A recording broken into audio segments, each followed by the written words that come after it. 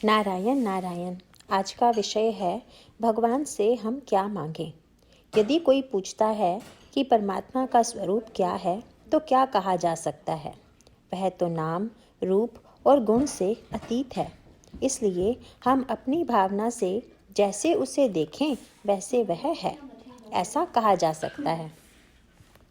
मतलब यह है कि सब हमारी भावना पर निर्भर है। हम उससे जो मांगें वह देने के लिए तैयार होता है।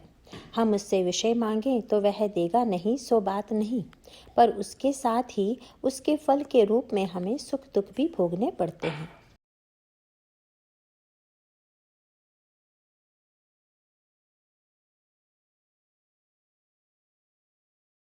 था उसने यही सोचा, यहाँ मुझे पानी पीने को मिल गया तो कितना अच्छा होगा। ऐसा सोचते ही उसे अब अगर और यह सोचते ही उसे खाने को मिल गया। उसको आराम करने की इच्छा हुई और सोने की सुविधा। इतना सब तो होता रहा, अब यदि मेरे बीवी बच्चे भी यहाँ आ जाएं तो मज़ा आ जाए। उसका इतना सोचना था कि वे सब वहाँ आ गए।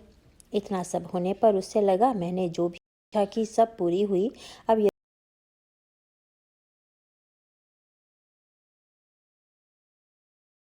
यह है हमारा कल्याण हो, ऐसा ही हम कुछ मांगे। किसी राजा ने एक भिखारी से कहा, तुम्हें मुझसे जो हो मांग लो।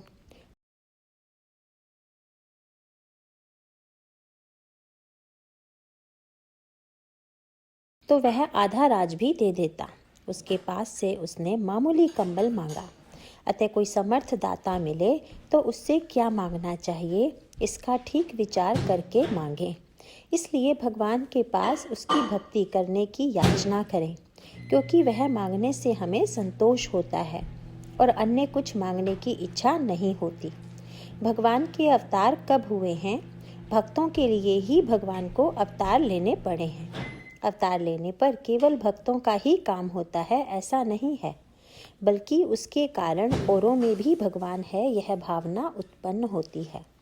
हम उसकी शरण जाकर उसके होकर रहें तो फिर हमें किसी बात की चिंता नहीं रहती। भगवान बहुत दयालु है।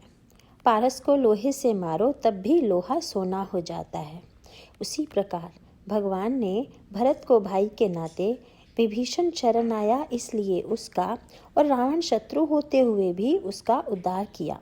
उसने किसी को भी उद्धार करने के बिना नहीं छोड़ा। तो भगवान हमसे जोड़े जाने के लिए नाम स्मरण के सिवाय कोई आसान उपाय नहीं है। नारायण नारायण।